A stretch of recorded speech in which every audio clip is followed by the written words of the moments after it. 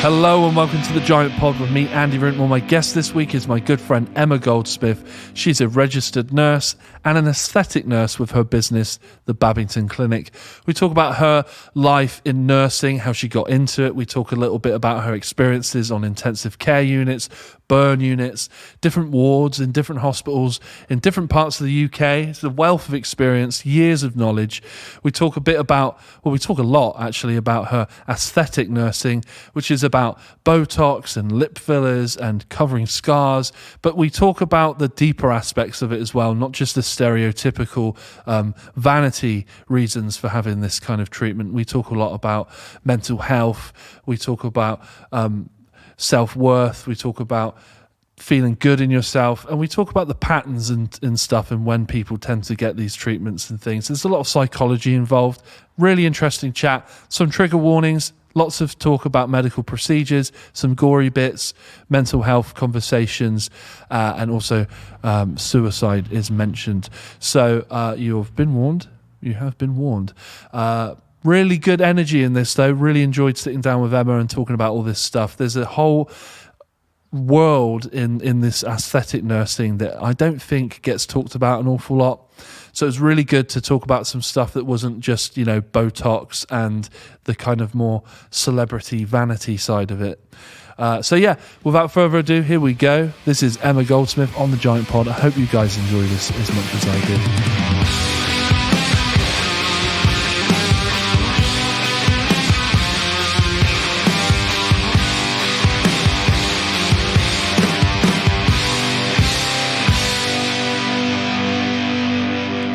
And we're on. Welcome to the Giant Pod. Emma Goldsmith. Hiya. How are you? Yeah, no, I'm really good, thanks. Amazing. Yeah, it's a lovely day. Amazing. Thanks, It's taken a little while. I almost said tooken. Do you ever say that? It's taken a long time for me to get here. I found that the last couple of years, I've really lost the ability to articulate and speak properly at some points in my life. Have you always lived here, though? Where? Around here. Around here? Around here. Yeah, I've always lived around here. Because I find that where I've moved around, my accent and my wordage has changed, and so I'm getting a little bit more southwest the more I live here, and my husband laughs at me with my wordage. Coming from Essex to here. Oh, you're not from Essex? No, I am I from could Essex. never tell. No, you can't tell. But the thing is, I don't even sound like my family anymore. Right. Because, they won't hear this, so it's fine. I won't tell them. But they sound, they sound like Towie when I talk to them. Right. And then I sound like positively posh. What, up here? Yeah, up I this think. way? Is it up or across? It's up, isn't it? It's over and up a wee bit. Over and up? Over and up. Okay. But I think because I went via Oxford as well, and they were terribly posh. Right. There. So Yeah. that softened things, luckily. So when you first arrived in Oxford, did you feel like a proper hello, what's going on here? Yeah, they totally took the piss out of me. Right. Yeah. And what were you doing in Oxford? Were you at university? No. You didn't no. go to Oxford University? No. Well, I did go to university in Oxford, but that wasn't why I went there. I went there for work, so I was at the John Radcliffe as a sister in the intensive care. What's the John Radcliffe? Massive, that it's like the big hospital there. So the equivalent of the big ones in Bristol. So yeah, I was working in the intensive care there for, I don't know, maybe about 4 years. How old were you at this point? Before I was 30. Oh, okay. That was many, many chapters ago. How much before 30? Is this where you learn, because I want to get into your nursing history, basically, and you called it the John Radcliffe, which I feel like the way you said that makes it feel like a significant chapter. I would even just call it the JR. Like, I didn't even do that to you. At least I called it by a proper name. Because I'm not in the know, right? No. I'm not in your world. No. But no, I've had many chapters in my nursing career. So what made you want to become a nurse? What was the thing where you were like, I think I want to be a nurse? I didn't. I don't think I did. And it started off with me being a care assistant when I was 15. And I didn't even go for that job. My sister did. And my sister was in having the interview and I was sitting outside in the car. And they came running out and said, "Do you want a job as well on a Saturday?" And I mean, this wasn't, the best of ideas. It wasn't what I was looking for. But I said, yeah, this sounds like a good idea. And I ended up being there and then moving around, like rest homes. And then... What's a carer's assistant? You're literally, you just holding the towel for the bed bath and handing it over and... Yeah, just like being a general carer. I mean, it was in a place where people had dementia and needed a bit of a hand, and you'd walk them up, go and get the paper with them and cook the food with them. And I mean, I was doing this at 15. I mean, it's quite something looking back, really. It's not something a normal 15-year-old does when they're still at school. But like I say, I just kind of fell into it. And I guess you enjoyed it. I guess I did. Right. But I didn't really set out to... I wasn't at school thinking, oh my God, I really want to be a nurse, I really want to help people. And I think that's what I'm getting at. No, there's some sort of streak in you, which is like... No, like people say, oh, it's this vocation, you must be this wonderful angel. And it wasn't that. And I don't know if people really do have that, to be honest. And it's a case of me just like falling into this, I think. So going from there, I then moved to a bigger nursing home so I could have more shifts around college. And then I just ended up falling into it because I worked with nurses, and then you end up doing stuff that you're surrounded by, don't you, I think? Right. And you're influenced. And so I'm working with nurses, and they talked about how they got into it. And so I ended up just kind of falling into it. And so I worked for a year at Southend Hospital while I decided what I was doing and applying, and then ended up doing my training. Ended up doing... You just end up just like that. Right. Because I do feel like, like you touched on it earlier, like it's, the role of a nurse has been stereotyped, hasn't it, as this like... I've always wanted to be one since I was a little girl, or and a little boy.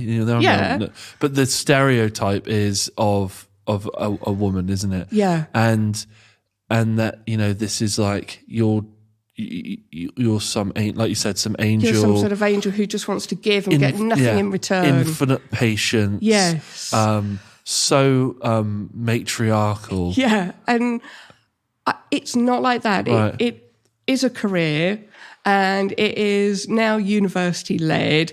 You are now a professional, and I think it has really changed. And I mean, I qualified 21 years ago this month. So I registered on the 4th of October 2000. Right. That's 21 years ago. Yeah. I mean, that's just incredible to me.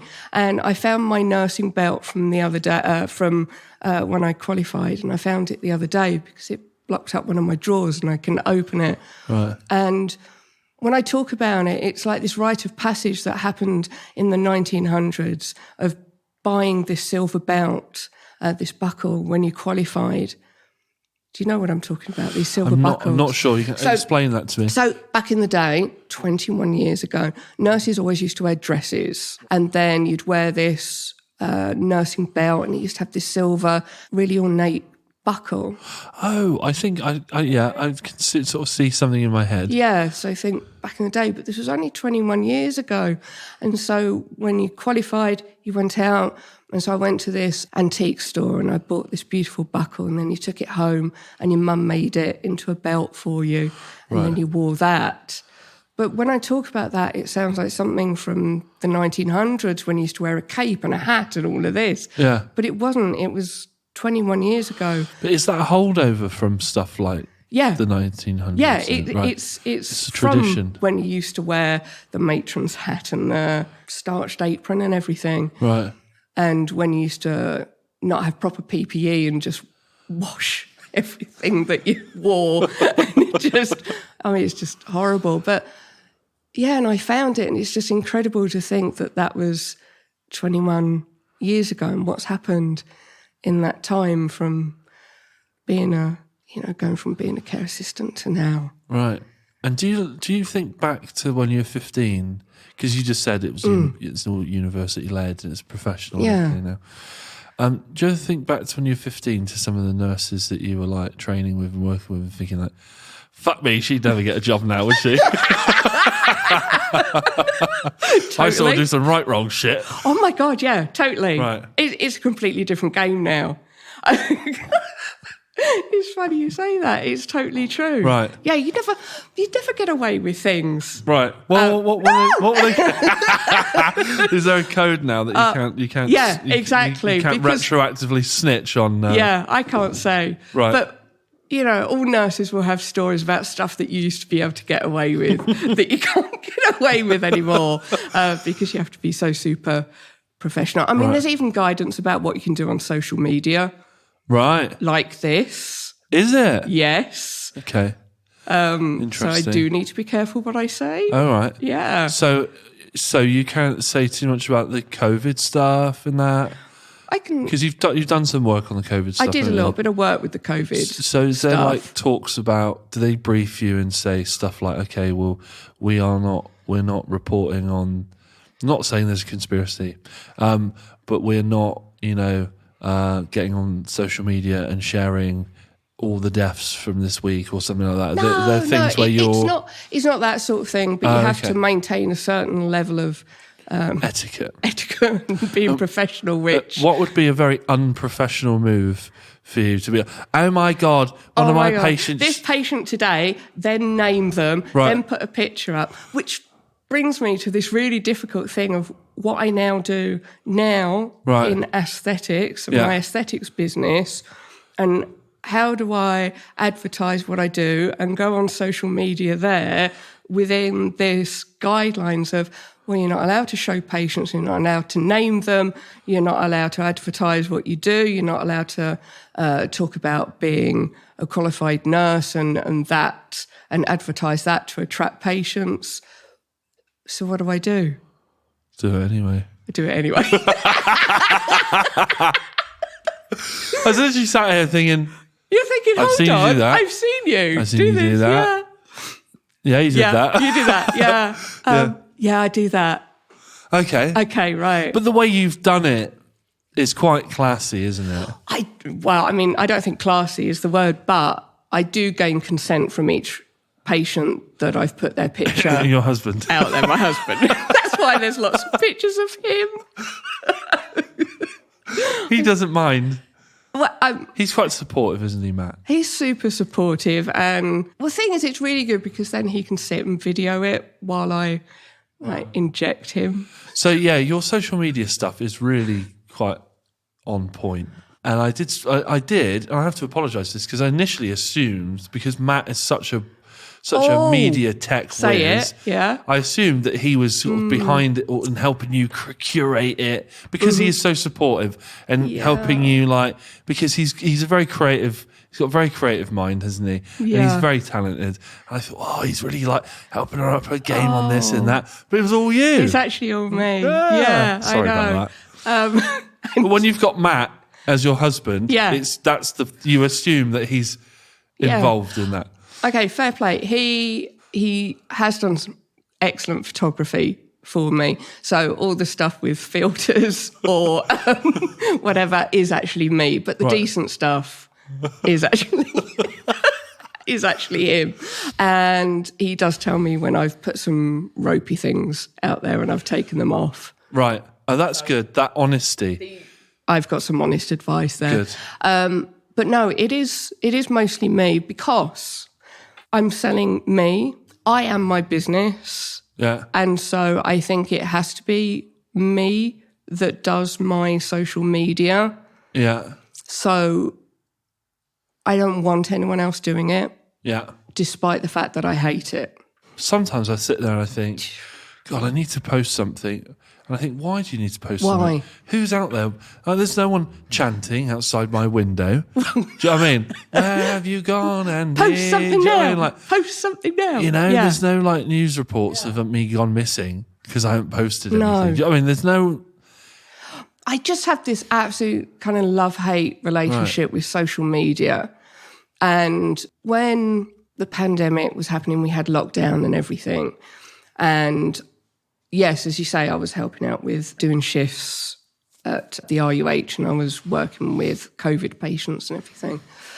So I did take a break from doing the clinic because there were more important things to be getting on with. And you couldn't practice. Well, I couldn't practice COVID anyway, but could you? See, that's the thing. So if I couldn't practice, I could have carried on being out there and posting on social media to remind people that I was still around and to put out positive messages and things like that. But it felt very wrong to me, as I see myself as a medical professional first. Okay. And aesthetic provider second. And so to continually talk about aesthetic issues when there were things bigger than that going on right then, it just seemed incredibly wrong and just didn't sit right with me. And so I took a break, and it was lovely. I really enjoyed taking a break from social media. And it was weird going back on. I was off for well over 6 months, and I really enjoyed having the break. I didn't have to think about what messages I was putting out there, and it was lovely. And so I have this real love-hate relationship, because it's how I get my clients, because it's how I get their trust in me, and how I get my silly messages across is by putting my silly face out there, because I am my business. Well, this is what you said. You are your business. People are not. So let's rewind this slightly. Yeah. As an aesthetic nurse, you do lip fillers, Botox, eye lifts. You do lip lifts. So tell me the. So what I do is I do the anti-wrinkle injections, which are Botox, and that can be in a lot of places on your face and neck. I do dermal fillers, which again can be in many places on your face. I advise on home skincare as well, which is a big part of what I do, and skin peels and skin boosters. So yes, what you've said. So that's my aesthetics side of my nursing remit. And that comes under the umbrella of the Babington Clinic. Yes. So what I was going to say is that you can get those things anywhere, can't you? You can get it in many places by many people. Right. And so I think what you're saying is that the success of your business is not actually through what you provide, in the actual materials. It's in that you administer it. Yeah. So you are the brand. It's Babington Clinic, but you are a brand. Yeah. Emma, Nurse Emma. It's me. Right. I want people to come and see me and trust because of what I give. And I truly believe in the whole like attracts like. Right. And so before COVID started, I was on social media, and I put out what everyone else was putting out there, and I would repost a lot of things. And I was, I don't know, maybe trying to be someone that I wasn't. Right. And then after COVID, I think a lot of people kind of reevaluated their lives. And so I went back on there with this slightly different outlook of, fuck it, I'm just going to be me then. Yeah. And if I swear, I swear. And if I've got hair all over the place and dark eyes and not looking perfect, the thing I'm going to do is just show up. Right. Like, it's not about perfection anymore. It's just about showing up, showing realness, showing people that I have a service and solutions for people, and that they can trust me. Because that's an interesting, I don't know if it's a paradox, but it's an interesting thing, because I know you're not selling perfection. No.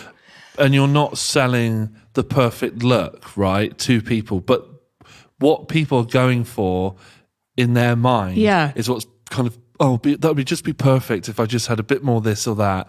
And so it's interesting, because I would assume that the person selling that service, doing that service, would look like one of the Kardashians or something like, but, or like totally. Can you imagine then the pressure on me to look like that? Right. Exactly. Yeah. All right. How's that okay? Well, this is we might as well not try. Not say that you can't look that way. But I'm thinking, but it's such but with the amount of content that you have to put out there to be relevant and consistent and build on that thing, you can spend so much time faffing around, wondering, oh, do I look good? Do I do this? Makeup, whatever you do.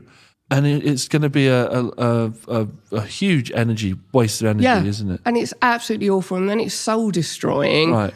Because, you can spend... It's just going to give you a complex. Yes, right? And so then there's, the effect on me. So I think, isn't it better if I'm just a normal person who does a few tweaks that make me happy, and then that attracts people like me? Right. The normal person who just wants a few tweaks and who hangs around in Froome. And so, we're all here together and just wants to feel a little bit better about themselves, but actually looking like you've had your whole face done and looking ridiculous. That's not normal, and that's not okay, and that's not achievable, and you can't maintain that. Yeah. And so a lot of what I do is, when people come in for a consultation, is have this chat. Right. And so we sit there and we have a chat about how unrealistic things are, what is realistic, and actually what tiny little tweaks could probably make them feel 1,000 times better. And that might not even include stuff that includes me. It might be going and getting their hair done or something else, you know? This is looking at we're bigger than that. We're like this whole person. Right. And there's so many reasons why people come to see me, and they're looking for something. And so it's working out, well, what little things? Because you don't want to look like this, they call it snatched. I hate that word. This snatched face. And what's a snatched look like? Oh my God. I can't bear this word. But this pulled back face. I see. Snatched. Like that Simpsons thing where Homer like grabs the back of his head and sticks a bunch of clothes pegs on it. Right. Snatched. I can't bear it. Yeah. But that's the wrong word, but I'll go. But and so and the other thing with social media is that you can I've spent so long sometimes putting a reel together. Yeah. Makeup, try and make my hair not stick out everywhere, filters, putting all of this together, syncing my words. Right, and the filters, and the reel is 15 seconds long. 15 seconds, and then it flops. Right. And then 50 people have watched it. Yeah. And you're going, what the fuck? Why did I even bother? Yeah, so it's about time management as well. Yeah, so what have I done? And then I've done a few reels, and all it is little snapshots of behind the scenes. I'm not even in it. It's like me setting up for the day, thousands of views. Right. And that took me no seconds at all. Yeah. And I just don't understand social media then. There's no rhyme or reason to it. No. So what am I doing? I think it's, and I'm not an expert, and Matt, and for a bit of context to the listener, I talk about Matt a few times. Matt is obviously Matt's your husband. He's my husband. But Matt has taken my mayoral announcement photographs, and he's done taken loads pictures for you. of my band and stuff. So if you've seen stuff of me online, it's more than likely Matt took those pictures. So there's the connection there, because I always get a bit curious when I see podcasts and people talk about someone and they know them. Yeah. And I think, well, who is this person? Who is this person? And what do they do? That we should all know. Yeah. And why do they both know him? Do you know what I mean? What's going on? So there you go. Yeah. So when we mentioned Matt, this is what we talk about. I think Matt's taken some, he's done some giant pod pictures as well. Really? I think so. I don't know. There was one time I accidentally left him waiting outside for an hour. Yes, you did. Oh, no, I remember that because I dropped him off. It was like first day at school. Right. Bye. And then, have fun. And with his lunch bag. And then just left him there. And that was it. Yeah. I don't know what happened. I think, I don't know what it was. I think we started podcasting. I don't know. What it was. You just forgot. No. Oh my God, that's really heartless. I don't know what it was. No, I'll tell him that. I don't know what. He's going to hear it. Okay. He's going to hear it, isn't he? Yeah. I don't know what happened there, but we accidentally left Matt outside. But I love you, Matt. Sorry. It's so lovely having someone else creative in the house, though. Right. It is nice. Yeah. So when he tells you like, okay, I think that's a bit of a stinker. Like what? Tell me like, Yeah. tell me like, do you ever go, well, I think it's really good. Yes. You get defensive. Yeah, Right. I do that. You don't know how reels work. You're not young and hip like Right. me. Yeah. Yeah, he's younger than me, yeah. I go, you're not young and hip like me. You don't know how these things work, how trending reels work.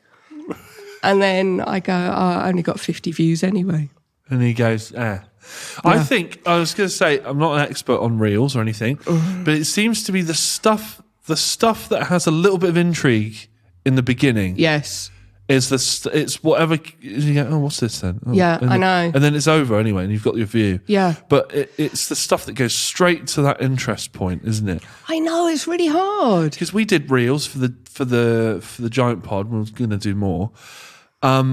And it was something as simple as not having the logo come in with the music at the beginning. Oh, it's Because crazy. because TikTok, you can just swipe it away. Yeah. It's just like, nah. No. So you have to, it's weird. It's like this game of like appealing to the brainstem in half a second, right? And so we took that logo, stuck it on the end of the clip, because if it's on the end of the clip and you skip it, we don't care. You've got the content we want you to see. And they do much better if you just boom, straight into the action. But then I've seen your stuff. I don't know if I want to play the game. Right. Because it is a game. It is this game. It's this game. And the other thing that really irritates me, because I like individuality, Right. and I'm all about this, is that they want you to use the trending music and, Right. trending, I don't know, whatever, dances, whatever. And that if you use those, then they'll show you more. They'll show you. Right, so they have an agenda, almost like they're curating right? some sort of. But if I use some really clever song that I have managed to find on there that goes really well with Perfect something. with what you're doing. Perfect. Like Homes Under the Hammer style. I've found this music. Right. Excellent. And then it would just flop because it's not trending. But I think, Jesus, no, I found this amazing It's interesting, isn't sandwich song, and I've put pictures of sandwiches on this reel about this skincare sandwich analogy, and then it flopped. But because I found this sandwich song that no one had heard of.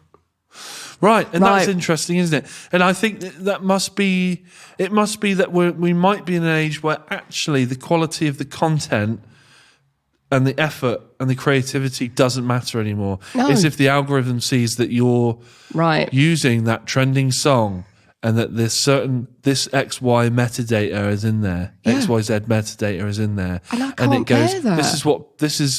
this has got enough of what people want, so we'll push that. Yeah. And then we just get drivel pushed in our face for a week for there's a time a couple of weeks ago where I follow Snoop Dogg on Instagram. It's a strange account. It's so strange. I can imagine. Sometimes he says things and the next day he contradicts it, but it doesn't matter.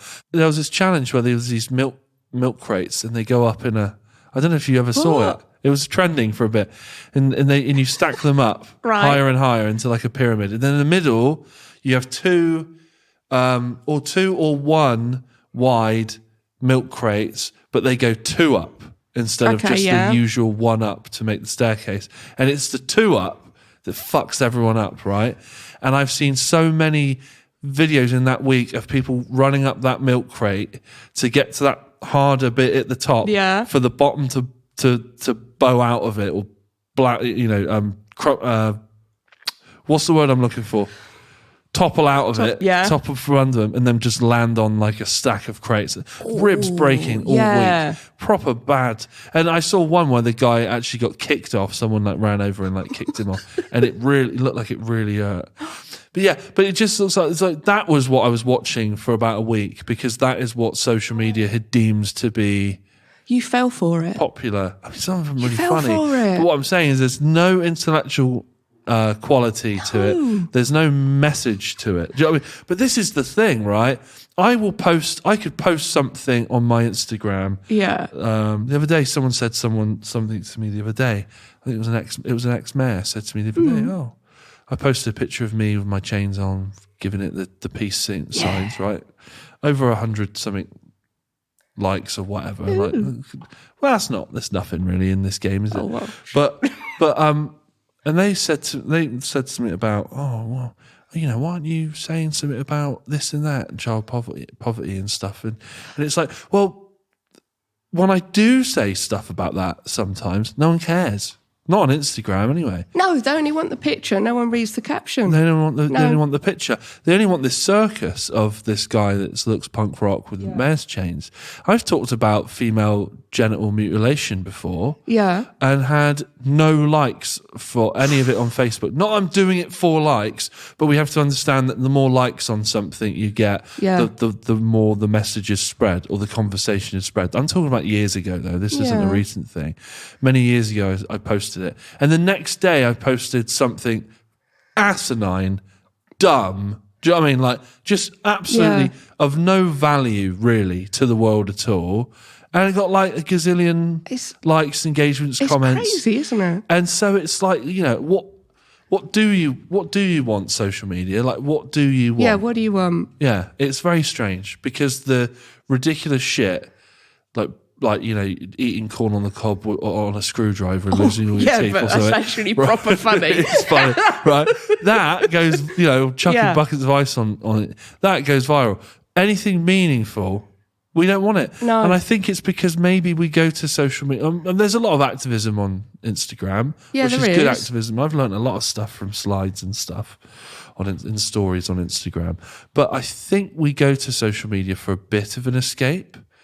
We do, because when I go a little bit deep about something, it's true. I don't get likes. People want to see the funny face or my funny face or Matt's funny face or something. And then, if I go a little bit serious, it falls. It's weird. Weirdly, and I don't know who nominated me. It may have been you. But I got nominated for an award for my use of social media this year. Who nominated you? I don't know. Seriously, Sorry, who's giving the award? Sorry. Okay, so there is this campaign. It's called Safety and Beauty campaign. And I do strongly support them and believe in them because, as they say, it's all about safety and beauty. Yeah. And I got nominated for this brand new award about use of social media. Great. I hate it. Because they're like, you can post about this using this hashtag and at this and that. Oh, yeah, totally. So you're in another layer of the game now. Yeah. But I can't afford to go to the to the award ceremony in December. It's in London. It's really expensive. Okay. And so I've been crawling around all the companies of like the fillers and everything. Yeah. Oh, are you going to that? Yeah. Oh, I can't afford to go. Hoping one of them will go, we'll pay. Sponsorship. Yeah. I would even like wear a dress like with, I don't know. I've never seen you in a dress. No, well, this would have been the opportunity. I would wear a dress with like Juvederm written on it or Teoxane or whoever is listening. Like I would wear that and be like a walking advert for them if they paid for me. So and no one has. So I didn't nominate you for that award. I wonder who did. I did nominate you for something though back in the lockdown, and it's funny that you should say that you. It's funny you should say that you can't afford to go to London, right? Yeah. Because there was a thing called the Froome Appreciation Society, right? Oh, right. Who did things for NHS? I know them. And I got in touch with them, and I was like, I'm going to nominate Emma Goldsmith because she's doing all the COVID stuff. And I thought they just did it. And they were like talking about money, not a lot of money at all, but I just couldn't afford to do it. So Emma, you never got your anonymous box of cookies and soaps and stuff because I followed them on Instagram. Thanks. It was the wrong side of payday. You fuck. That's really funny. And then I forgot all about it. Oh, yeah, but it's the thought that counts, right? Wow. So no, I didn't nominate you for that award. I never even heard of that award. Oh. I don't know how I would be able to nominate you that for. Well, I don't know who did because I don't know. I just got like this notification through saying that a customer or someone had nominated me. And I think that day I'd put up a picture of me on Instagram of me yawning. So I just thought, that's fucking genius, that is. Yeah, great. That's funny. Yeah, but I'd like to go, but also would hate to go. Right. The idea of going is very validating. Yeah, Right. I kind of want Being to go. there It's really swanky, Right. and it's really posh, and there's loads of famous people going. Talking of famous people, Yeah. don't tell you. Obviously, you're never going to tell me their names, not even off air, because Yeah. I know you have some famous clients. Sure. Yeah, I know you have some. Because Matt's mentioned that you have some, but he's not told me either. No. And you're not going to tell me. Well, I wouldn't expect you to. But, are you rubbing shoulders with the stars a little bit? Well, I wouldn't like to say. I can't say. But no, I've, Injected a few famous. Do you ever look on OK Magazine and go, I did that? no, they wouldn't be in OK. So not that famous then. No, they're better than that. Oh!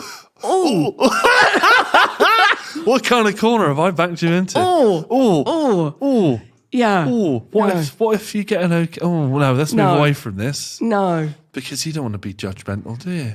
No, I'm not judgmental. That's my whole thing. That's my selling They're better point. than OK Magazine, Yeah. Andy. No. Right, we'll move on. We'll move on. But what I do find interesting, Right, though, is when people come to me and I get them to sign a consent form because I take loads of information and I say, do you want pictures to go on social media? No. I don't want anyone to know that I've had this. And I know full well that I've just had like their best friends or whatever in like that day having the same thing done. Right. Yeah. And they think that I don't know. They think that they don't know. And the whole of Froome is having stuff done and then they're not telling each other. And I just think it's hilarious. It's weird, right? Yeah. It's almost like those couples that have been married for so long and they're both having an affair. Yeah. They both know about it. But They never don't talk about it. And they just get back together for social occasions and then carry on with their own separate lives. But never, ever talk about it. never speak about this. And I think it's just genius because, it's not like I don't know. But You know what's going on. I know what's going on in Froome. And do you know if they've been to you, right? They've been to you for, say, what would be a treatment that you do regularly? Oh, beautiful Botox. Right, some Botox, right? So they come to you for some Botox. You don't see them for a while. Oh. Right? Oh, yeah. Right? Yeah. They're really happy the first time. Aren't they? Because everyone leaves happy from the Babington Clinic. Yeah, aren't they? And you don't see them for way longer than, you go, maybe that Botox worn off now. Yeah. You don't see them for a while. And then another, how long does Botox last? 3-4 months. Right. Yeah. So 3-4 months, you think, I should be back in. Or he'll be back in. Oh, nothing for about 3-4 months. And then nothing for 3-4 months again. And they come in and you go, they've botched this. Yeah. Why have you been elsewhere? Why would you do that? Why I have go, you- why would you do that? Right. Why would you lower your standards for yourself? Right. Am I Yeah. too expensive? What is it? Yeah. Do you know what I mean? So have you had that before Yeah. and you have to then fix someone's... Botched job. Right. So this happened a lot over, like I said, I was closed over the Mage pandemic bit. Yes. And people went elsewhere nicely. They're cool, up to them. Yeah. I told them that I was closed. Right. And so they went, some people went to some really good people that I would recommend, some excellent healthcare professionals, and some people not so much. Right. Yeah. And so they've all come crawling back. Do you Yeah. charge a little extra for repairs? No, I'm not a dick. No. No. I'm hogging all this water. Do you want any? No, it's fine. But I do give them that. I give them the face. Yeah. Yeah. So you give them that, I told you this was happening. Yeah, I do the that's told you so silly. dance as well. I almost spilt that water then. Yeah. Right. Told you so dance. And they would, if they could look, Yeah. If they didn't have a drooping eye. if they're able to look ashamed. They would look ashamed of themselves. Yeah. Right? Yeah. But that's the other thing that I'm feeding into here, isn't it? The other stereotype is that anyone that has any work done all of a sudden has this sort of like frozen face Yeah. and can't show any emotion. This isn't true, is it? It's simply not true. Simply not true. I mean, the top of my face doesn't move so much. Would you agree? Of your face? Yeah. Oh, do you do yourself? Yeah. Right? Sorry, Matt. Can you see? Right. Anything moving? Wow. It's really, Go on. I mean, you can say what you want. Like, Quite hard. I was going to say tight. Tight. Right. I like that. Is that good? Tight for me is good. Sorry, Matt. Yeah, tight's good. I quite like it like that. Cool. So, yes, it looks firm and Looks firm and tight and fresh. Thanks. Right. Looks good. Yeah. But that's my personal preference. And Right. not everyone likes it firm, tight and fresh. Right. Some people just want to get rid of a few wrinkles. Right. And that's absolutely hunky-dory. And it, particularly men as well. I think men age particularly well. And I think if you obliterate all lines from men's faces, they look odd. And so I think you've got to be quite careful with Botox.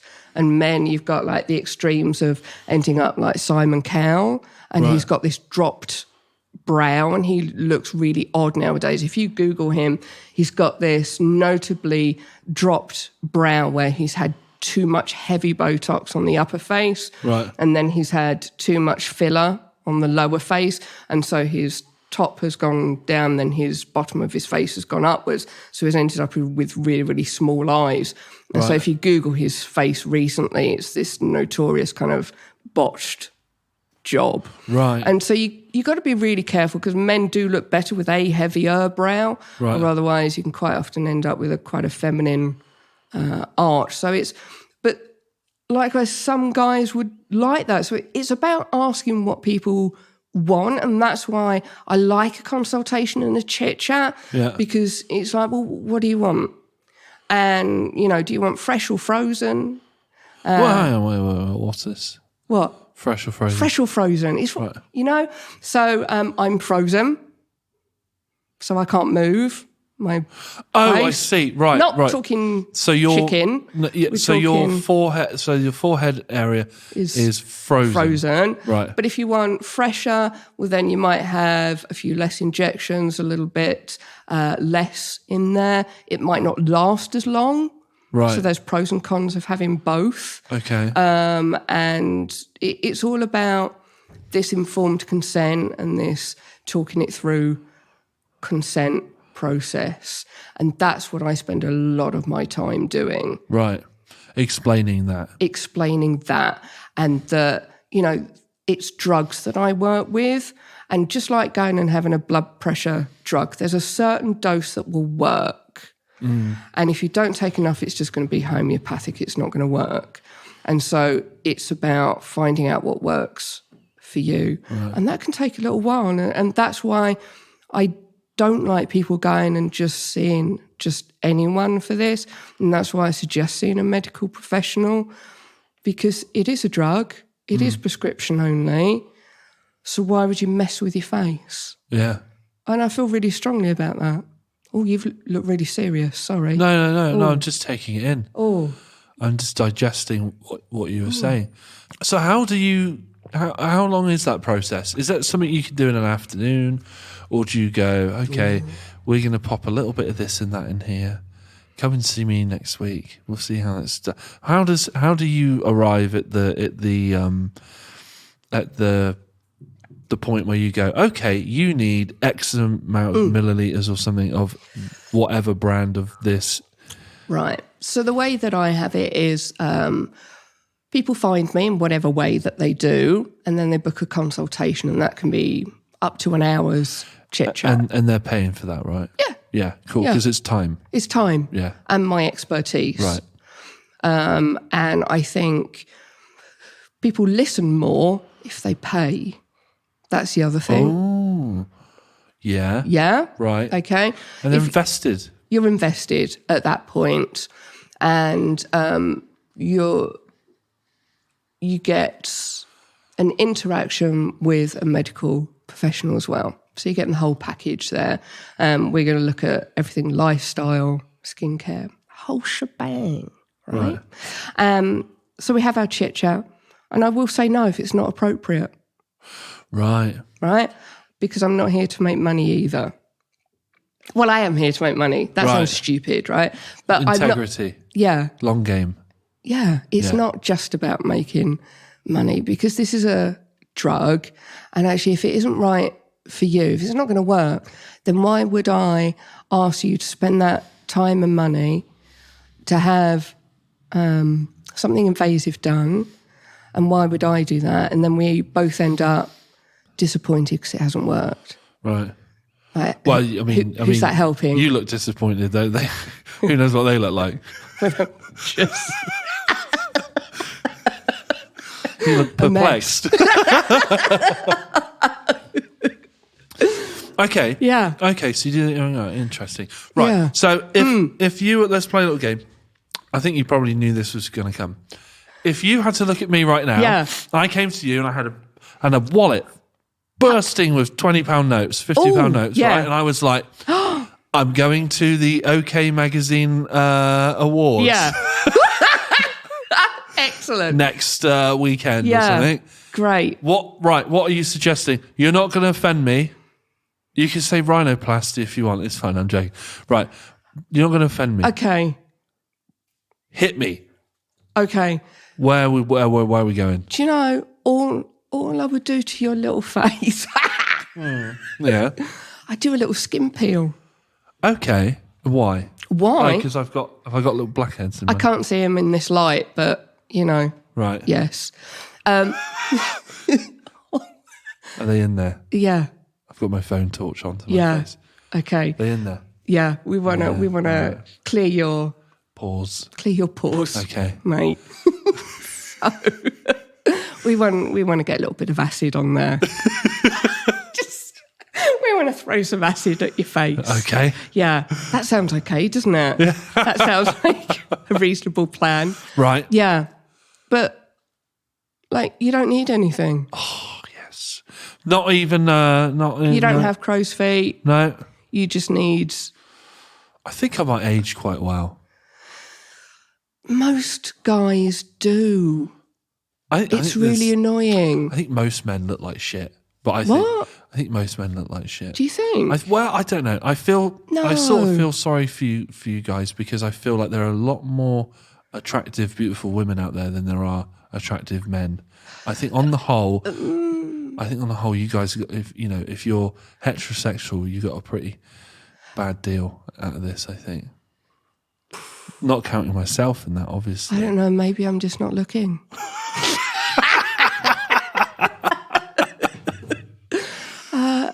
Yeah. But no, maybe that's just because I'm straight. Yeah. So I'm like, I'm not seeing it. I'm not seeing anything really, unless it's like some super chiseled sort of like genetic freak bloke where I'm like, all right, you got something going on there. And do you feel that there's a pressure on you to? No, actually, what, like a societal pressure? Yeah. For me to look amazing? No. Yeah, as you do. No. And that's the other thing, is I think there's a societal pressure for women to look great. I don't think there's a societal pressure for men to look great. And part of what I'm saying in that is that I think you guys have got the lesser end of that deal, is that there are a lot of blokes out there that just don't try or make any effort. Well, yeah, because and just kind of take that kind of. There's a little bit of an entitlement, I think, out there sometimes with men. Yeah, because I get a lot of women who come to me at a certain stage in their life, and it's really interesting to see the pattern. Right. Because people quite often, because you come to me for a reason, don't you, right? Yeah. It's the same way you go to the hairdressers to go and get a fringe cut in or something, or go and buy a new red lipstick or a new pair of shoes. And it's this pattern, it's this psychology. And so you get people who come to me just before their 30th, just before their 40th, just before their 50th. They're going through a divorce, menopause. It's these things that women think are these milestones. Right. And I just don't know if they are. Right. I don't know. Although maybe But you've got all the toys upstairs to keep, to all fend, the toys, hello. to fend that decade off. Do you know what I mean? And maybe when I did hit 40, I did have a little bit You're of a not meltdown. 40. I'm 40. What am I? I said 35. Okay, I would have cheers. taken 35. Thank you so much. But no, I think I'm actually 43. I think I'm 44 next month. What am I? I don't know. Matt always has to correct me. I always get it wrong. Yeah, I don't know. But I think when I did hit 44, I did have a little bit of a 40, I had a bit of a wobble. But yeah, I think there's these milestones in women's lives, and they do go and seek something, like men's midlife crisis, and you hear about the stereotype of going and buying like a flash car or going and having an affair with a young blonde. So See, that's the thing. I don't think there's a lot of men out there that are going to be able to achieve that. No. Yeah, unless there's money. Oh my God! Or the yeah, car. No. Well, yeah, that's why. But then I don't know. I think that I don't really ever truly believe that you got a nice car, so it means that someone's going to go and have an affair with you. I think there needs to be more. And the young, yeah, you'd More only money. want to go with that old man if they've got money. Loads wouldn't of you? money, like proper loads. It's got to be really worth and it. you've got to hasn't be it? kind of sure that the facade is only have to be kept up for a little while. Yeah, this is just a short-term thing. You know, you don't want, because there are going to be people out there that are like, oh, he's got loads of money and he's 65, so give it 5 years or something, and and they live to 100 or something, and they're like, They always meant like Prince people Charles, live just much waiting longer. for that. Yeah, just waiting and waiting. yeah. People don't die now. Like people just keep going. It's just, yeah. Yeah. Yeah. So it's, interesting. So you'd only do a skin peel. Yeah. Back to you and your mush. And no, none of this. And you think that there is a societal, because like I was saying, I don't feel like there is one on me. I'd like to look good and feel good. Interesting. Yeah. So you don't see that those milestones. I don't know. I think they're pushed on us, these Right. milestones. I don't know. Yeah. Like, what does it actually really mean? Like, people come, oh, I want this done before I'm 50. Like, I want to look good for my 50th. Right. Super. Like, okay. But then once you look that good, Yeah. you're not going to go back to what you looked like before, are you? Yeah, like, I think it's a thing that, like, one, you're going to think, oh, my husband will notice, or my friends will notice that last week I looked great. No, maybe not a week, but, let's say on holiday in January, I looked amazing. It's now May, and I look the same as I looked in December or something. but then they'll also say, but I don't want anyone to notice. Right. And I'll go, so what do you want? Right. Yeah. Like, They want a time machine. Yeah, I want to look fresher. I want to, and then people get their hands and they pull their eyes back and do this, but I don't want anyone to notice. Right. And I go, I don't know what to do then. Like, What do they want? Something where you put it in and it over 6 months gradually gradual Benjamin Button or something, just slowly. Yeah. Did he go that way? Yeah, he kept getting younger, didn't he? That's it. Yeah. Yeah, but really slow. Right. Yeah. So they don't want to walk in. But it's not immediate, is it? You've got to give it a day or two, right? Well, that's the thing, is that like Botox takes up to a couple of weeks to kick in and actually gets better with each time you have it. So everything's like a gradual thing. Right. Fillers, you look okay on the day, but again, it gets better over the next month or so. And so, some things are immediate. Skin peel, you would look good, but again, it gets better. All of these things help regenerate and trigger your own body's response to do things. Right. And make you look fresher. So it looks better in time. It's just the fact that people might go home with bruises and things like that. Yeah. So, Okay. Yeah. Yeah, that is interesting. But you also don't like, this is the other thing that I wanted to talk about with this. One of the really interesting things is why I wanted to get you on here is because I was talking to Matt. We were playing Call of Duty one night, as we do. And we were talking about, I think Badger, who's also been on the podcast, was saying to Matt, "Oh, mate, you don't age. You don't age. You never age," right? Because clearly, I think, Oh, really? because you try stuff out on Matt. Oh, yeah, no, obviously. He's my guinea pig. Right, so Matt looks good, right? You don't age. And we got talking about what you do and your profession, and he was explaining to Badger, like, kind of what the gig is, right? Yeah. But then he went into a bit more detail. It's not just about vanity of like, oh, I'm going to Soho House and I need to look great, or I think my husband's going to have an affair if I don't keep this look. Yeah. There's other things, isn't there, where it's about, there's subtle things for confidence, or burns, or scarring, or like, tell me about that side of the work, because I think that's really important, because when we talk about this stuff, yes, we talk a lot about, I've joked about it tonight. Oh, yeah. Oh, well, you won't know if they're unhappy about it. Do you know what I mean? And stuff like if you mess it up. Do you know what I mean? Yeah. Or Simon Cowell, or other botched job things and whatnot. Yeah.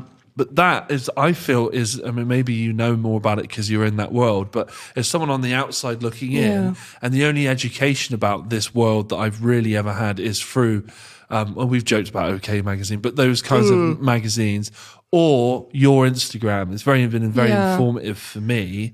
So tell me about that, because I think that's a really important aspect of the work that doesn't get enough kudos, really. Well, I think that's one of the reasons why I do the aesthetics that I choose to do, the bits that I do, is because of the mental health side of the care that I give.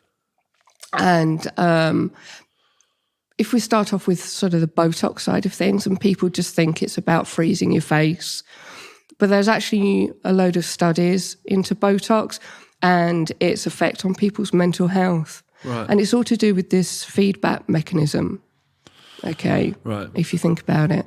So if you can't look a certain way, so if you can't look angry, sad, all of these negative emotions, does it affect the way that you feel? And there's actually lots of research papers into this. Right. And a lot of my clients who have Botox happen to be on antidepressives, anti-anxiety meds, coincidentally, and have these treatments for frown lines, tension headaches, all of these things. And they're all linked with people's anxieties and depression. So, and we might have slightly longer appointment times for this, because I see this as part of their mental health, not part of their treatment. I can't do that. Right. That's not what I'm there for. But it's all part of their mental health well-being, Right. is actually them having Botox, because if they can't look a certain way, then maybe they don't feel a certain way. It's this feedback loop. And people don't even realise that this exists. Wow. Yeah. And that this is research-led. Yeah. And that's just the Botox side of things. And so if we look at fillers, I don't like doing things like big lips and things like that. That is very cosmetic. That doesn't sit so well with me. The dermal filler side of things that I truly enjoy is maybe slightly more corrective. Right. So correcting and filling in scars. You can do that with fillers. Right. Because so fillers are hyaluronic acid, and what that is naturally occurring in the body anyway. Right. And then labs have made it.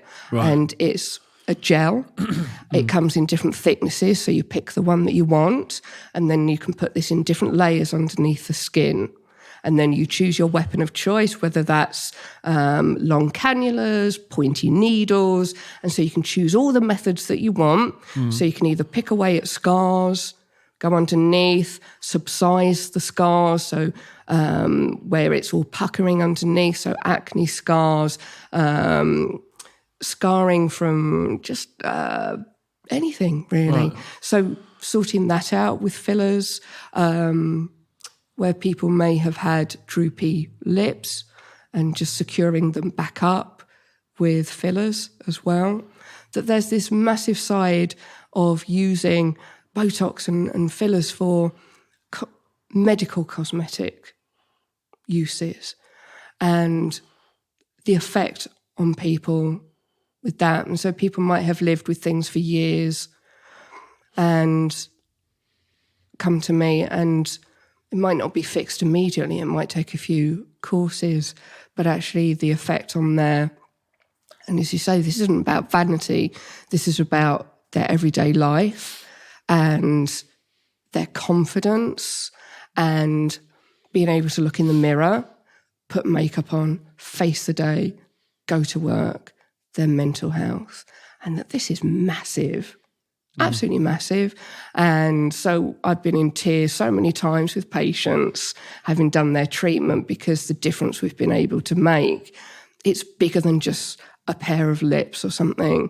You know, this is life-changing. This is them being able to face the world. And to be allowed to be a part of that is just amazing. To be invited to be in somebody's life and we have this personal moment. There's just me and that other person. Tears. It's just like, that's really touching. That's quite something. Yeah, that's mad. It is mad. It's great. And that is like I said, like you don't hear about that. No. Because they're not, I don't think these people are talking about that. No, and this isn't glamorous enough for Instagram. Right. You want to scroll through and see massive pair of lips or whatever. But these stories are the ones that maybe my clients don't want to be told. Yeah. And they want to keep a bit more private. But these are the ones that make it really worthwhile for people in medical aesthetics. These are the ones that give us great joy and keep us going, I think. It's the change of life. It's really quite something to be involved in that. And I think particularly after, because Matt had gone through facial surgery for his cancer. Right. And I think that's why it hits home so much, because he had quite a bad scar on his face, and I've been working quite hard on it with skin peels. Right. Is what I've been using, because it's fairly, it's not too harsh a treatment for him. And I mean, he says he's not so fussed about the scar, but it's just nice to be doing something gently over time just to improve it. Yeah. And his skin's all still rebuilding. I mean, it's been maybe 2 years, year and a half, I'm not sure, since the surgery. But it's just really nice to be able to do something for him, to help him along, because it is quite something having a big scar on your face. Yeah. I think. I can't say I notice it when I talk to him.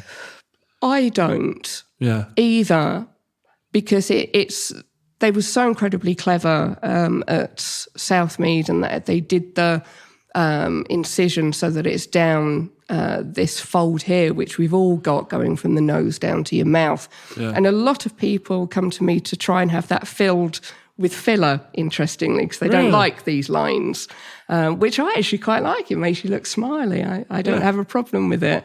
But yeah, so it's in that line. And I think it was really forward-thinking of them to think about putting it in a naturally occurring fold in the face. Right. So fair play to them. But it was pretty gruesome, because they did invite me in to have a look at the operation. Okay. And how are you with that stuff? As a nurse, I imagine you've seen it all, haven't you? I've seen a lot of you've stuff. Got horror stories, haven't you? Horror stories? Well, I would imagine that you have I horror probably do. I mean, I've worked in intensive cares of various different sorts.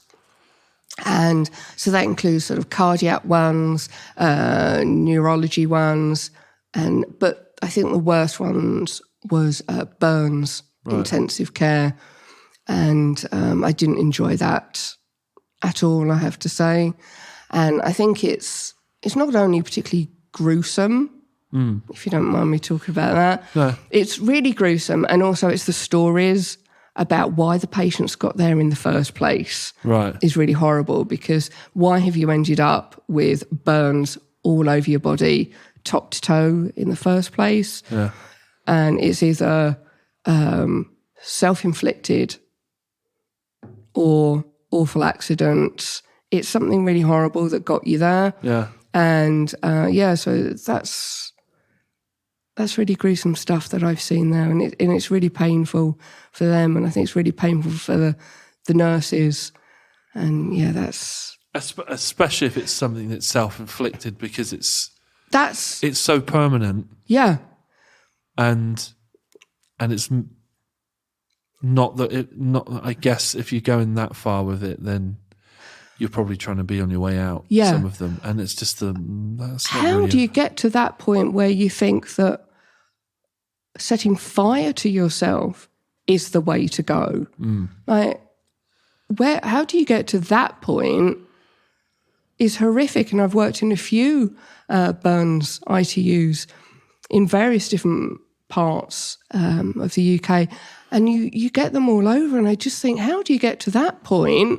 And then these poor people are left with the same issues they had before they got them. And then these horrific, lifelong issues, and they've still got a problem with their ex-girlfriend, lack of housing, or whatever that they started off with. Yeah. It hadn't... No, I could never ever imagine setting myself on fire. No, this is the thing. Like, okay, there's so many ways to go. Yeah, which are sounds really bad, but as a nurse, you think about this. There's pragmatic. There's so many better ways to quietly go. Like, why was setting yourself on fire a reasonable idea at that point? Like, what is going on with your mental health for you to think that's the saddest thing? It's probably a cry for help. Yeah. It's... You wanted to be stopped before that fire actually got anywhere near you, but no one was around. Right. Like, or it's... There's got to sort be... It's like a punishment, isn't it? Yeah. It's like a self-flagellation or something. I don't know. I mean, that's just horrific, isn't it? Yeah. Yeah. So I saw some horrific things, and this guy had no skin anywhere, no eyelids, no nose, no nothing in this intensive care. And he's so fucking gruesome. They were like, okay, well, you need to scrub him with this antiseptic. And I was going to scrub him. He's got no skin. Right. And they're going, no, seriously, scrub him. And I'm looking and I'm thinking, is he looking at me? Because he's got no eyelids. Right. Like, everything has been burnt off. And it was like, no, you need to scrub him because he's going to get infected and we have to do this several times a day. I was just like, I don't think that this is for me. Yeah. This seems like, again, extra torture. Like, I know he's on sedative drugs. I know he's on all the painkillers. He's ventilated. Like, okay. Right. But this, how long are we going to do this for, this man? Yeah. Wasn't really the agency shift for me, I don't think. No. And maybe this is, not for podcast pondering. No. But, well, maybe it is, but it's, imagine the despair of lying in that bed. Do you know what I mean? Having done that. Yeah. After having done that, sorry, I can't talk. Just that sense of permanence. Yeah. It's just desperately sad, isn't it? It's really fucking sad. That it's different if someone's attacked you, which is awful. It's awful, but it's different. It's different when it could have never, statistically, probably never have happened to you unless you didn't do that to yourself. Yeah. So Yeah. So I think I've seen some pretty sad things in my many nursing chapters. And I think that's probably why I've ended up wanting to now do things that make people happy and feel confident about themselves. I think all of these little chapters that I've had and working in these extremely sad environments, they eventually take their toll. And I think that's when you then want to move on and do things, and it's not frivolous at all, but a bit more, no, not whimsical. No. What's the word I'm looking for? Just... I know what you're saying. Do you know what I mean? It's a little bit more, maybe some, not meaning, because what you're doing before has meaning. Yeah. Yeah, I can't find that word either. I can't know what find you're that saying. word. It's... No, I don't know. No, but it's... It's not cute, but it's kind of... It's doing something elective to somebody at their choice, as opposed to having people thrust into my care in intensive care. Yes, that's the... They didn't want to be there. I had to be there as a job. And now I've got people who want to be there, who are asking for things. We negotiate, and we say, okay, what shall we do? And it's just this completely different vibe. And I think that's the difference. That is the big difference, That's it. It's just so difficult to put into words of how my patients are now ending up under my care, because I do still see them as under my care, but they're not thrust in my care by accident. They're not brought in on a gurney. Not brought in on a gurney with guts hanging out. Yeah. They generally walk up my stairs and we're talking about their beautiful handbag. Yeah. It's a very different vibe and I really like it. Yeah. Yeah.